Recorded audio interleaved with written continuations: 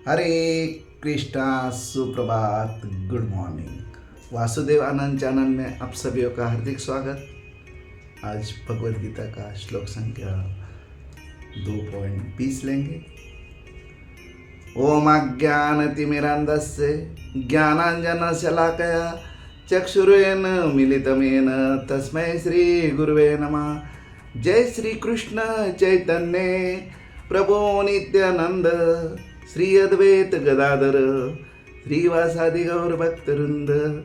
हरे कृष्णा कृष्णा कृष्णा हरे हरे, हरे राम राम राम हरे हरे। हरे कृष्णा। श्रील प्रभुपाद की जय। श्लोक संख्या 2.20। ओम नमो भगवते वासुदेवाय।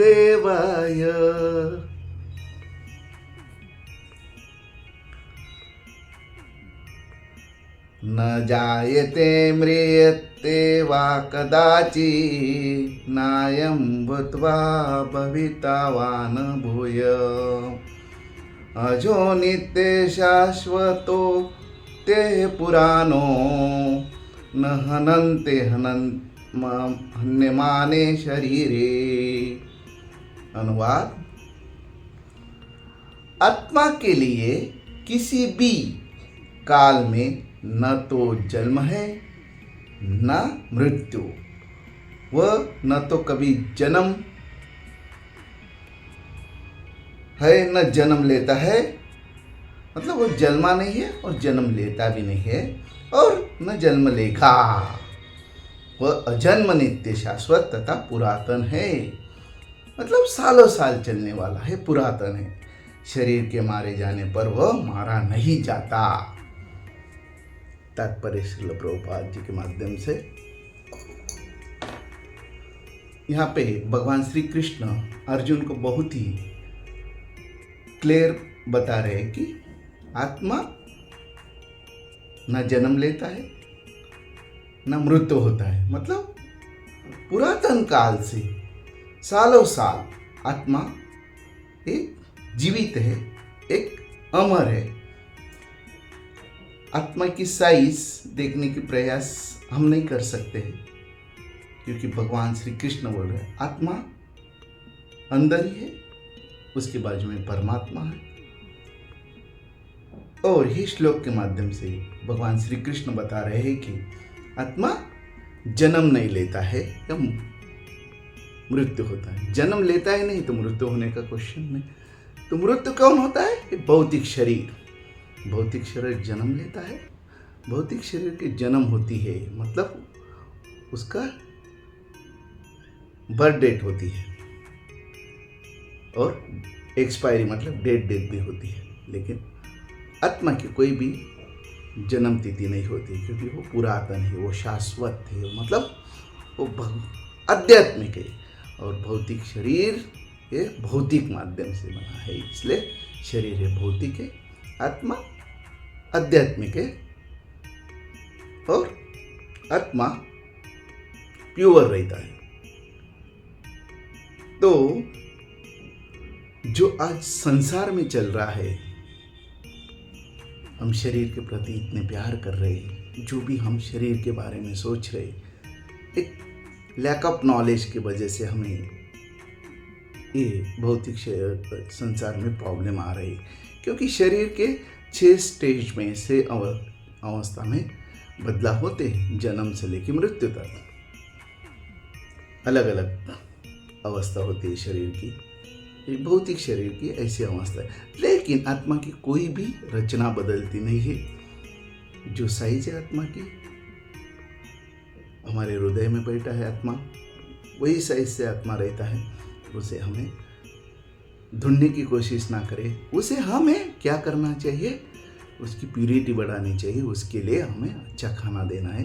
कौन सा खाना है? शास्त्र। आज हो क्या रहा है, जैसे कि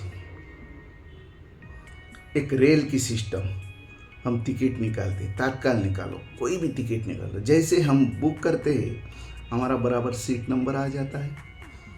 जिस दिन ट्रेन का अराइवल होता है, मतलब जाने का प्रयास होता है, उस दिन हमें SMS आ जाता है कि तुम्हारा टिकट कंफर्म है, ये है नंबर कि बोगी में आपका सीट नंबर है, आपको प्रवास करना है या जर्नी करनी है। कितना सिस्टम क्लियर है। तो ऐसे भगवान ने सिस्टम बना है कि आत्मा अलग है, ये भौतिक शरीर के माध्यम से हम जो भी कुछ एक्टिविटीज कर रहे हैं वो कैसी होनी चाहिए, बहुत ही अच्छी होनी चाहिए। लेकिन ये भौतिक दुनिया में रहकर हमारी सिस्टम हम बिगड़ रहे, जो सिस्टम भगवान ने बना दी है वो सिस्टम को हम डिस्टर्ब कर रहे। जैसे कि ट्रेन की सिस्टम मैंने बताई, ऐसे बहुत सारे सिस्टम है गवर्नमेंट ने बताई। गवर्नमेंट की सिस्टम है, उस सिस्टम को मैं हमेशा बताता हूँ कि आप कोई भी ऑर्गेनाइजेशन में, कोई भी ऑफिस में, कोई भी बड़े बिजनेसमैन भी हो तो एक सिस्टम को समझ लो। तुम्हारा ऑर्गेनाइजेशन की सिस्टम समझ गई, तुम्हारे ऑफिस की सिस्टम समझ गई, तो आप बहुत आसान से और अच्छे से काम कर पाएंगे। और जो ऑर्गेनाइजेशन को चाहिए, मैनेजमेंट को चाहिए, वो भी आप डिलीवर कर सकते हो। तो सिस्टम समझो। और यही भगवद गीता भगवान श्री कृष्ण एक सिस्टम के माध्यम से हमें बता रहे, मतलब अर्जुन को बता रहे, अर्जुन को नहीं तो मेरे लिए बता रहे। मैं हमेशा बोल रहा हूँ मेरे लिए है भगवद गीता। तो ये जो दुखालय चल रहा है, जो सिस्टम से हम काम कर रहे, कोई बोलेंगे कि भगवान रोकते क्यों नहीं। अरे रोकते तो जरूर है भाई, क्यों नहीं रोकेंगे भगवान। जब मैं कुछ बुरा चीज़ कर रहा हूँ तो भगवान टोकते हैं, भगवान किसी ना किसी माध्यम से मुझे ऑब्स्टेकल्स लाते, लेकिन मैं समझूँ तो ना, मैं सुनूँ तो ना। हमें सुनना भी नहीं, हमें सिस्टम फॉलो भी नहीं करना है, और ऊपर से बड़ी बड़ी बातें करनी है। कहाँ है भगवान, कितना परेशानी हो रहा है, मेरे बारे में क्यों अच्छा ऐसा बुरा हो रहा है, मैं इतनी अच्छी हूँ, मैं इतना अच्छा हूँ, तो भी मुझे क्यों सफ़र करना पड़ रहा है, क्योंकि सिस्टम फॉलो नहीं कर रहे हम लोग। तो और एक अच्छी तरह से हम बताते हैं, जैसे कि एक पेड़ है, एक पेड़ क्या है, एक शरीर है, और वहाँ पे दो पंछी बैठे हैं। एक पंछी खाने के लिए तरस रहा है, दूसरा पंछी ऑब्जर्व कर। तो एक पंछी को कुछ खाना मिल जाता है तो ग्रहण कर लेता है, तो तृप्त हो जाता है, और वो खाने में कुछ खट्टा मिट्टा, उसका कुछ हेल्थ खराब हो गया समझ लीजिए कि वो क्या है, परेशान हो जाएगा। तो वो क्या है, वो एक आत्मा है। आत्मा को हम क्या खाना दे रहे, अच्छा दे रहे तो तृप्ति होगी, बुरा दे रहे तो भौतिक संसार में प्रॉब्लम्स आएंगे। और जो ऑब्जर्व कर रहा है दूसरा पंछी, वो परमात्मा है। ये सिस्टम ऐसी भगवान ने बनाई है, ये सिस्टम को फॉलो कीजिए, और हमारा आने वाला जर्नी, हमारा आने वाला जो भी प्रवास है भौतिक जगत का, बहुत ही आसान और सुंदर है। हम जानबूझ के गड़बड़ कर रहे हैं, जानबूझ के हमें जो चीज़ नहीं करनी चाहिए वो कर रहे हैं, इसलिए हम दुखी है। तो ये शास्त्र भगवान ने, कोई बोलेगा रिटर्न प्रूफ चाहिए, रिटर्न प्रूफ दिया है भगवान ने। भगवद गीता लिखी है, भगवद गीता के माध्यम से बोला है। भक्त भगवद गीता के माध्यम से आपको यूट्यूब चैनल होने दो या भागवतम क्लास, भगवद गीता का क्लास होने दो, बता रहे हैं। क्योंकि भगवान ने कुछ क्वालिफाइड लोगों को, बोनाफाइड लोगों को आपके जर्नी के लिए भेजा है। फॉलो करो उन लोगों को, उन लोगों का सुनो, तो आपका जीवन सुंदर हो जाएगा। भौतिक समस्या कठिन भी है तो भी उसको आसानी से आप दूर कर पाएंगे।